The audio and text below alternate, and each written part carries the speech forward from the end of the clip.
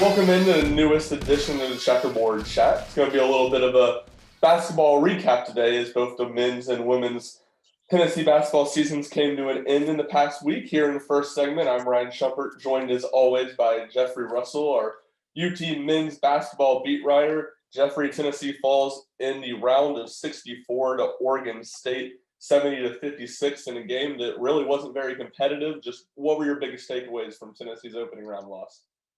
I think you saw a lot of the things that went wrong were the things that held Tennessee back as a team the whole season. They couldn't shoot the ball well, couldn't find a way back into the game because they couldn't shoot the ball well.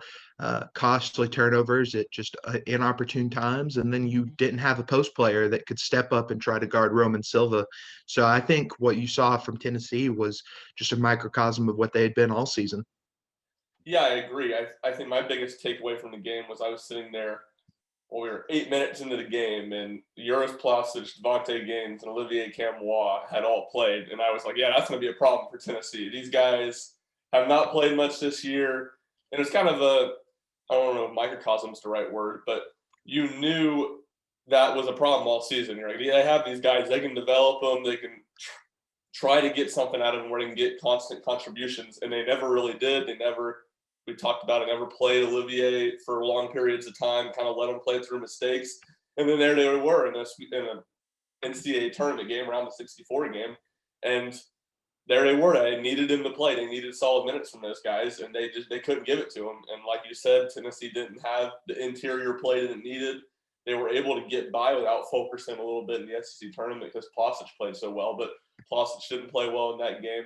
So that was one of the biggest takeaways. And then offensively, you saw how much pressure was put on Keon Johnson down the stretch when Tennessee couldn't shoot the ball, because Tennessee couldn't shoot the ball against Oregon State, and John Fulkerson wasn't there to get interior scoring, and it was all turned and put on his shoulders. And Johnson obviously didn't have a very good game, especially in the first half. Didn't make his first basket until the time expired.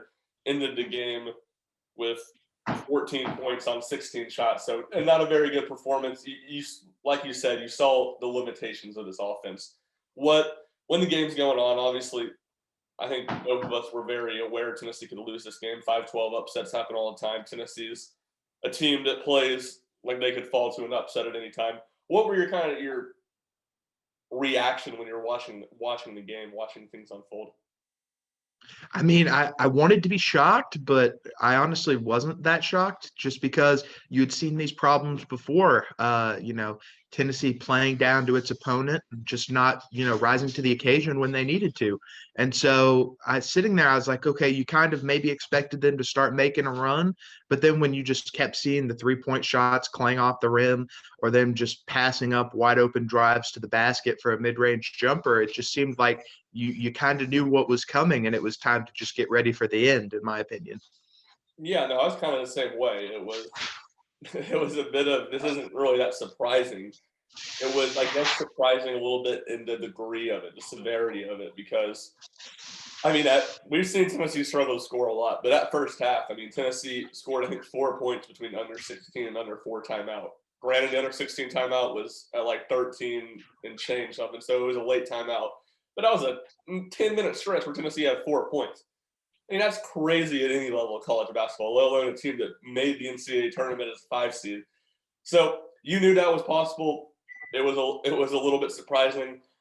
I guess the other thing I'd add was the second half. You felt like Tennessee was going to have a run in them, a comeback in them at some point. And they made a couple plays, short pushes, but they could never really get anything too serious going. And that was kind of something I was telling people that asked me about what the fan situation was like there. What was the atmosphere like? And I was like, it's hard to tell because it was like 85% Tennessee fans, and they didn't really ever have anything to cheer about. I mean, there were a couple of times in the second half, really throughout the game, but I'll say the second half in particular to keep on the theme, where Tennessee got like a 4-0 run or something. They got it to 12. And there's one instance I remember pretty clear. I think it was maybe 8 minutes into the second half. Tennessee had gotten a couple baskets. They made it a 12-point game. Tennessee fans were, all standing up, cheering, trying to, get the team going. Tennessee got a stop. They went down. Keon Johnson looked like he got fouled on a jump shot. Didn't call it. Oregon State 3. Boom. Another example, this one, at this point in the game, I would have been really surprised to see Tennessee come back and win, but it's potential they could have made things a little interesting. Right after Oregon State, got the lead to 20 there, 6-7 minutes left in the game. Tennessee immediately answered with probably their biggest run of the game. And then right at that under 4 timeout, Keon Johnson had that move to the basket. I think Tennessee was down by 12. Looked like it was going to be an and one. They called it on the floor. They go to the timeout. They come out of the timeout. He misses the front end of a 1-and-1. So again, it was going to be like a 9-point game if he makes that free throw with 4 minutes left. You're not expecting Tennessee to come back and win from that, but you think they just win on 11-2 run or whatever. Maybe they can make things a little bit interesting. But Oregon, that's a credit to Oregon State. I watched that game against Oklahoma State the other night, and it was pretty similar in a lot of ways. Now Oklahoma State got a lot closer to coming back and winning, but every single time Oklahoma State had a run for them, you thought, here's the better team. They're going to run away with this one. Oregon State had something to come right back and control the game. So credit to Oregon State. Moving forward a little bit, kind of looking at this season, this team as a whole, just what's going to be your longing memory or your lasting takeaway from this Tennessee team? A super talented team that could just never put it together when they needed to. I think it was a situation of when things could go wrong, they did go wrong, and they just could never really rebound from those situations. No one could expect of John Fulkerson to not, really find his game till the end of the season. And then when he does, he gets knocked out by an elbow. Nobody could have seen that coming. But at the same point, you didn't progress along a post player during the regular season for just in case in that instance. And it showed, and it was one of the reasons they had their downfall. So I think a really talented team that just couldn't put it together. Yeah, I think, that's nail on the head. A really talented team that couldn't put it together. I think it's a team that had a lot of pieces, but was missing a couple pieces. We talked about the post play, which is something before the season you never would have thought they were missing. That was turned a little bit to be not great. I'm not even going to say it was missing because Pons was still a good post defender. Those guys weren't, for the most part, weren't hurting you out there. Now that Fulkerson had some stretches over the year where he really struggled. But you didn't have the post depth, you didn't have the bench, and you didn't have point guard. So you had a few pieces that you were kind of missing, and Tennessee was never able to pick up the pieces with their athleticism, with their talent, with their defense. They were never ever able to really hold things together. There's not many perfect college basketball teams. So to see a team have a few mistakes like that isn't shocking, but Tennessee wasn't able to have their strengths kind of keep things together and power them through stretches. And you saw that.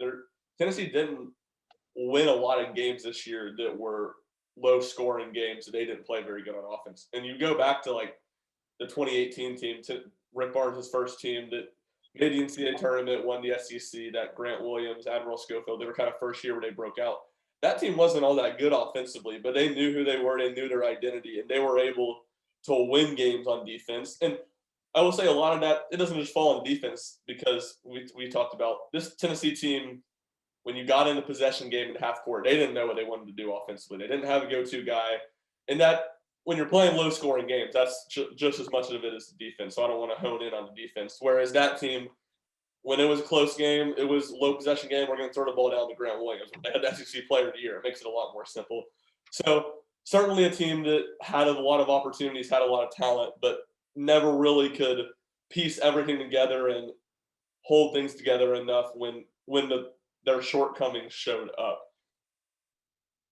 Yeah, absolutely. And I agree completely. I think at some points you think, they had a lot of pieces, but maybe not the right pieces to put together the puzzle that they needed to put together. And I think that just killed them in the end, like you were saying. Yeah, I think that right pieces is an interesting way to phrase it, the right way to phrase it, because you look at it, and I had it in my article on Monday, kind of talking about what went wrong with this season. You look at some of the, I think there's a lot of fans that are pretty critical of Barnes right now for how Tennessee did in the tournament, his coaching job over the season. And look, there's some things to be critical about. There are for most coaches most seasons, but you really want to look at it, to me, you look at the roster management. That's where Barnes failed this team. You look the past 4 classes, Tennessee's poach players that they have brought in, signed, summer transfers. They brought in Pons, Derek Walker, Zach Kent, DJ Burns, Olivier Camois, Uros Plastic, Drew Pember, and then this year they brought in Corey Walker and EJ Anosicki. East Pons was the only player in that group that's been good. EJ Anosicki, Camois, Plastic have given you a little bit, but they haven't been consistent. And then you have 3 guys in that mix that transferred, another 3 guys that haven't played. You just look at that, and that is every big man Tennessee's brought in over 4 years. Transfer, JUCO, everything. It's surprising that Tennessee was a 5 seed in the NCAA tournament. That's some pretty bad roster management to overcome. So we'll talk about it a little bit more in a second. That's the stuff that Tennessee going forward has to address is the roster limitations, and you just have to have a more complete roster. And Tennessee's, I guess, overall talent, because this was a team that was really talented, wasn't able to overcome some of those downfalls. Moving forward just a little bit, Tennessee assistant coach Kim English takes the head coaching job at George Mason. He stays in Knoxville for 2 years, and 32-year-old gets an opportunity just about an hour from his hometown of Baltimore in Washington, D.C. Just, Jeffrey, what were your initial thoughts of seeing Kim English take that job, and what do you think it means for the Tennessee basketball program? I think you're losing a good one if you're the Tennessee basketball program. I mean, he seems like such a high character, high quality guy. Every time we got to speak to him through the media, he just seemed like he had basketball and life down pat. And that's somebody you want in your program if you're Tennessee basketball. So I think that stinks to lose him. But for him, I think it's super impressive that he's already getting a job like this at 32 years old. I have no reason to not think that he won't be super talented and do really well at George Mason. He looks like he has all the qualities of a good coach, and I think that for Tennessee, you wish him well, but you hate it that he left. Yeah, absolutely. I mean, you could tell from just his time at Tennessee that he was going to be a head coach before too long. Can't remember. I'm not going to say what job it was last year because I can't remember exactly what it was. I have a hunch, but don't want to say and be wrong. Flirted with the job last year, didn't take it. So it's kind of one of those things you're just happy to get him for 2 years, and especially the fact that getting him that second year meant he got to keep recruiting Kennedy Chandler and got Kennedy Chandler Yeah. to commit and sign with Tennessee because he was the lead guy on Kennedy Chandler. Kennedy Chandler released a statement, yesterday saying congratulating Kim English, but saying he still plans on going to Tennessee. He's not backing out of his commitment or anything. But yeah, no, I'll be interested to see how Kim English does because on paper I think it's a really good fit and a really good starting job for him because you go to a school like George Mason. They have some basketball history. Obviously, they made the Final Four this century. That's the crowning one. But I think they've only made the NCAA tournament about once since that Final Four. So going to a school, the expectations aren't going to be too big, but they have past history of success. They play in the A-10. So he's not in a one-bid league. If he can get his team playing well, he's in a league that can get 3 or 4 bids. And then you go to the fact that Washington, D.C., just right around the area that he's from, you have to imagine he knows a lot of high school coaches, a lot of AAU people in that area. And we saw firsthand in Knoxville what a good recruiter he is. So you would think it would work out well and he'd be able to recruit the DMV in that area of North or Southern Virginia and in Washington, D.C. really, really well. But moving forward and kind of going in this offseason, we know the first thing on Rick Barnes' mind will be replacing Kim English. What does he do there? What does that look like? And then what are some other priorities for Barnes and his staff to tackle during this offseason? To be honest, replacing Kim English, I think you want to try to get someone. I mean, to be fair, there's not many guys like him, but you want to try to get somebody like him as an up and comer that's, has a good mind that Rick Barnes can trust and thinks can kind of fit in well with his players. Cause I think you saw the dynamic of him being able to kind of connect more to the guys than, a Rick could or some of the other assistant coaches could, because he could actually get out on the court, hoop with them and really push them in ways that, some of the other coaches really couldn't. I think that really connected well with a lot of the players. And then, some of the other offseason things that need to be handled, you got to start progressing a post player, whether it's somebody on your roster or somebody coming in. You've got to start progressing somebody, and you got to find a shooter in the transfer market. If I'm, Tennessee, I think you don't have the shooting you need to be a successful team. So you got to find somebody who can shoot the basketball. Yeah, I completely agree on all of those, starting with finding English's replacement. You talked about things getting out there and running around. I'll never forget, we obviously weren't able to watch him practice this year, but last year we were able to go watch him practice some. And first practice I ever watched, I mean, it was like he was a player. I mean, it was 20 minutes in and the dude was drenched in sweat getting, working out with the team. So I think you'd be right. He'd be looking for a younger, high energy guy with probably some good recruiting track records, maybe some in the South, though I don't think that's a lock.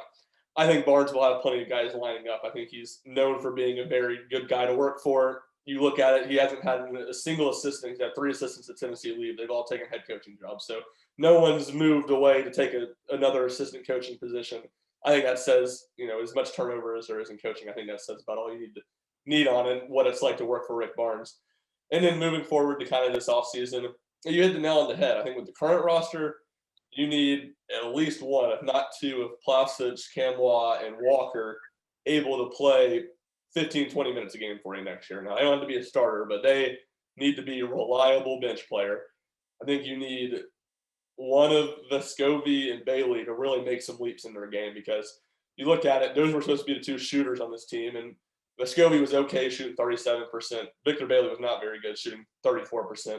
So they need those guys to be better on offense. I will say I think those guys will be benefited a ton by Kennedy Chandler, especially Vescovi. I think that'll help things out a lot for them. And then you mentioned it. I think they're going to hit the transfer portal very hard, and I think that starts with a big man, and then maybe even 2 big men. I think they got to bring in 2 big men. Now, one of them could still be a high school recruit.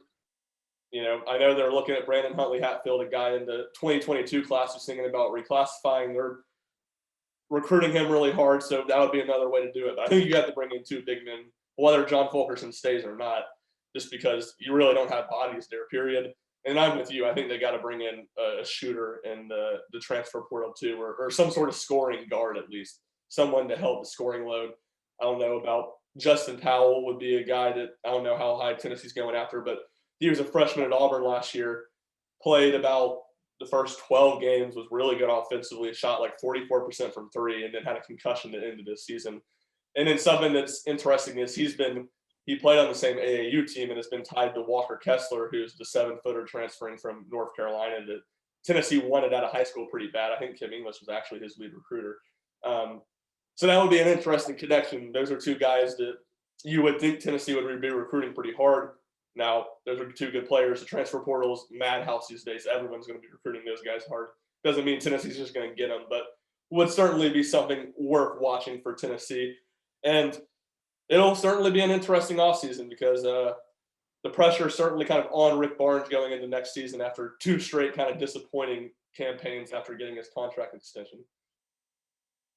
Yeah, definitely. I think he has the pieces. Like he's always, you really had the pieces to be successful here. I think it's about putting it together. Like you were saying, yeah, I think a Walker Kessler would be huge if Tennessee could get him.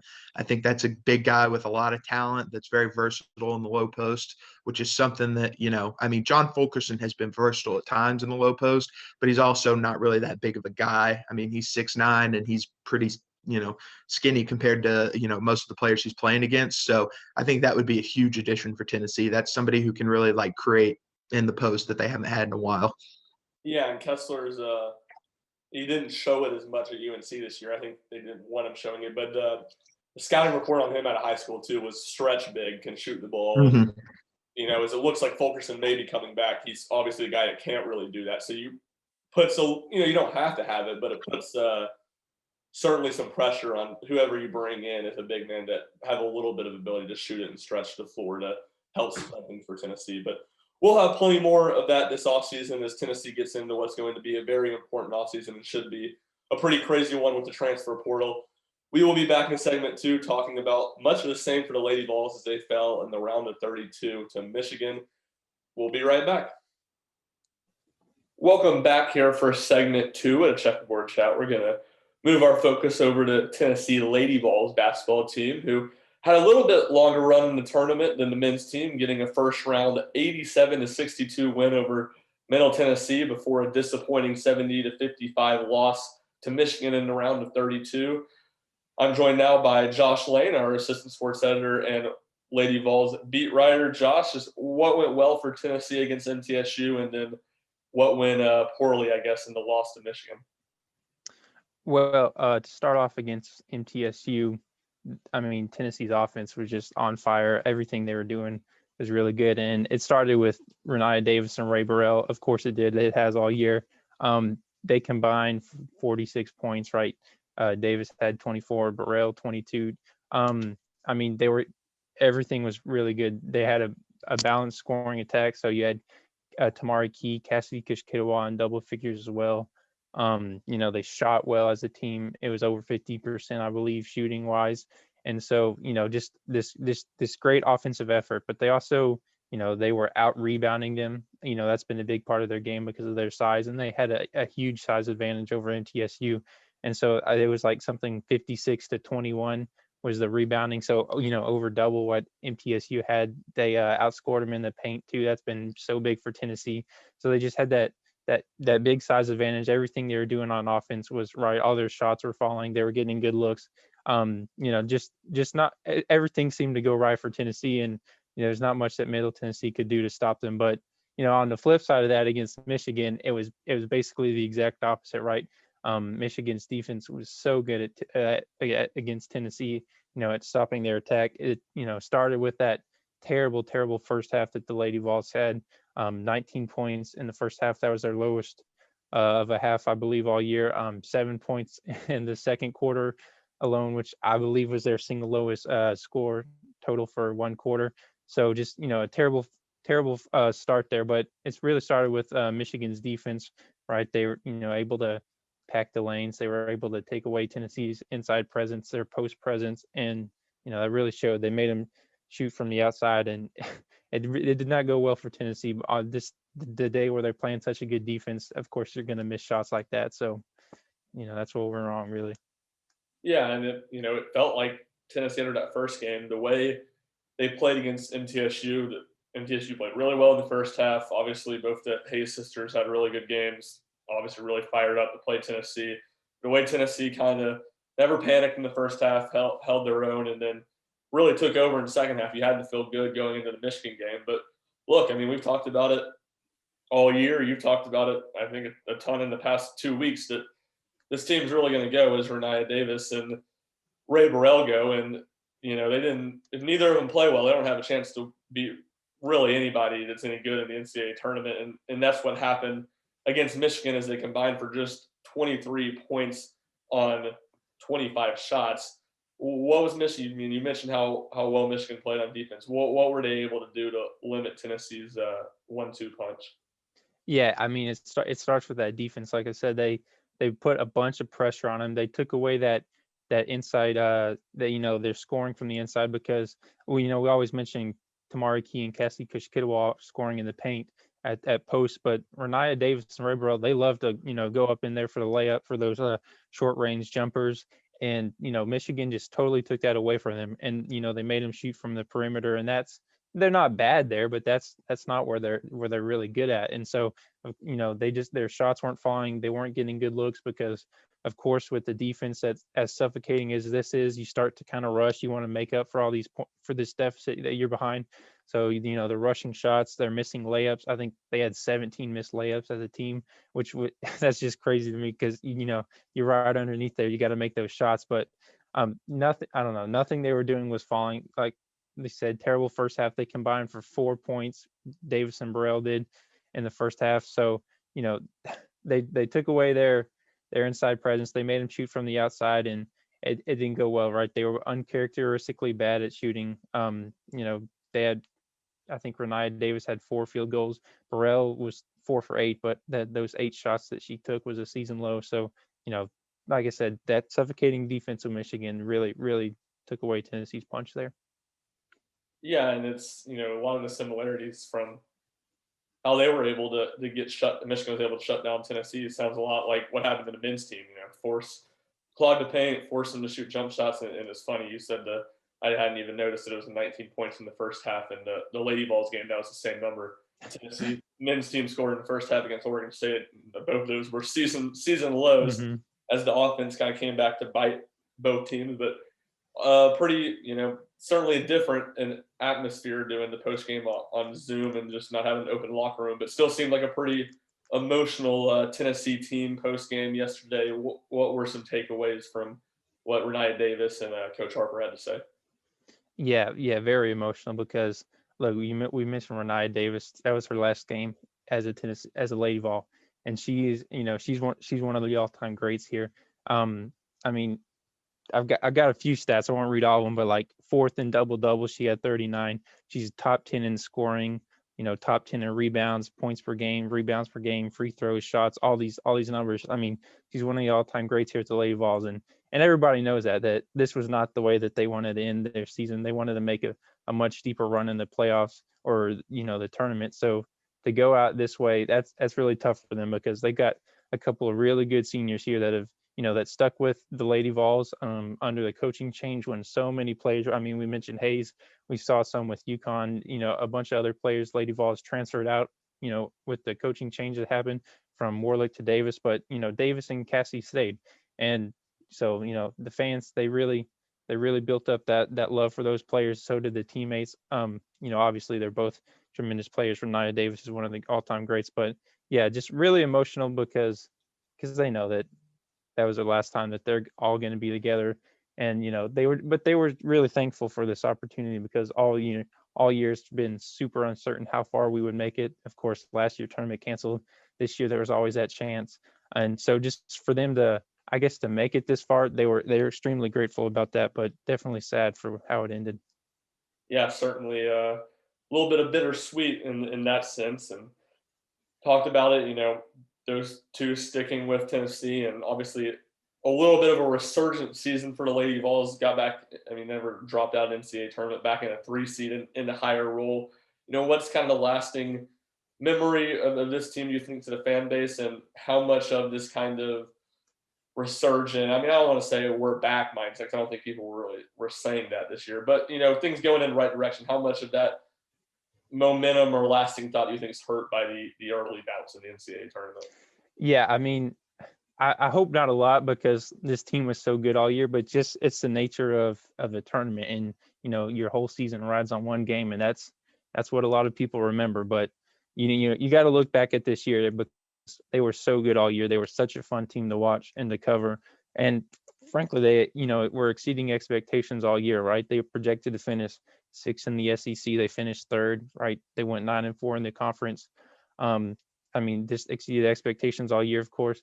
In Harper's second year, we were a little unsure, how it would go. She's, I won't say she picked up the program in a bad spot necessarily, but definitely not at the caliber that they've been, the last, couple of decades or so. So to see the turnaround, they made huge strides forward this year.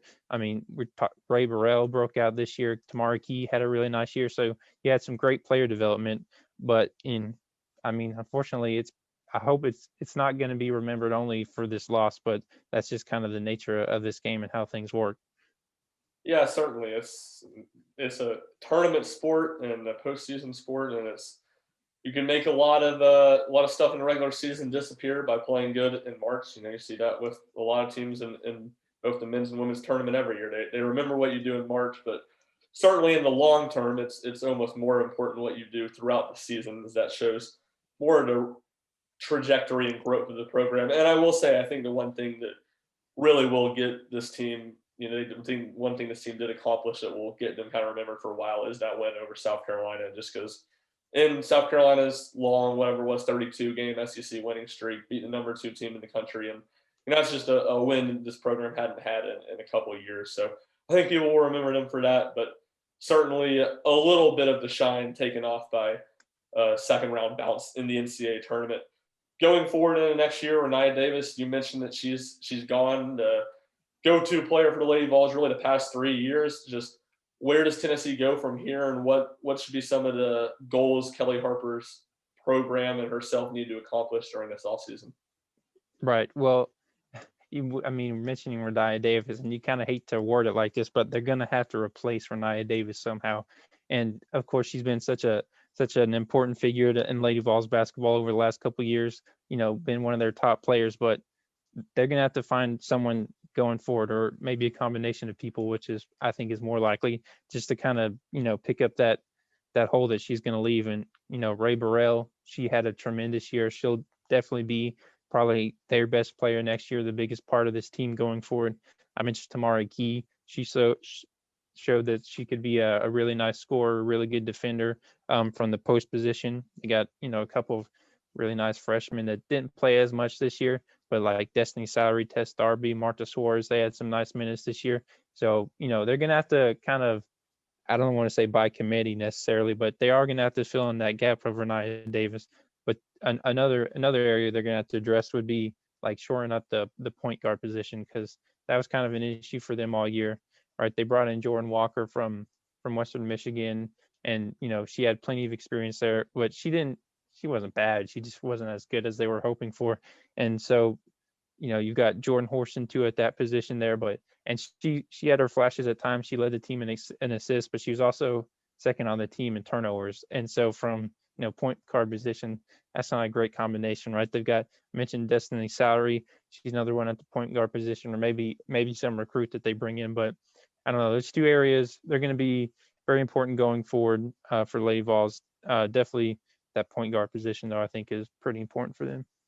Yeah, not a ton of lost pieces, not a ton of seniors on this team, but when one has as big of a role as Renaya Davis, it's certainly a huge piece. And I think you hit the nail on the head. I think Jordan Horston's a player that, obviously, I don't want to say player to watch her now, because obviously nothing to watch from her, but she's a player that Tennessee needs to develop and get more out of, because the talent's there, and you've seen it. She's flashed at times the past 2 years, but need better consistency. And you talk about it, she's at a position that Tennessee really struggled at times this year in point guard. So they need more consistency from her. They're going to need probably more scoring from her next season than they have in the past. So it'll be interesting to see how she balances that aggression with not turning the ball over, which we have, as you mentioned, has been an issue for her. But that will do it for the Lady Vols segment. But just mentioned it on the way out. We're not going to get into a ton of it today, but Tennessee baseball team started out SEC play strong with a 2-1 win, or 2-1 series win at Georgia, winning games on Friday and Sunday, dropping the Saturday game on a walk-off. And we'll have complete coverage as they come home this weekend to Lindsey Nelson Stadium to play a 3-game set with LSU. So we'll have complete coverage at UTDailyBeacon.com, and we'll get more on the baseball team in next week's edition of the Checkerboard Chat. Thank you for joining us. I'm Ryan Shumpert, joined by Josh Lane.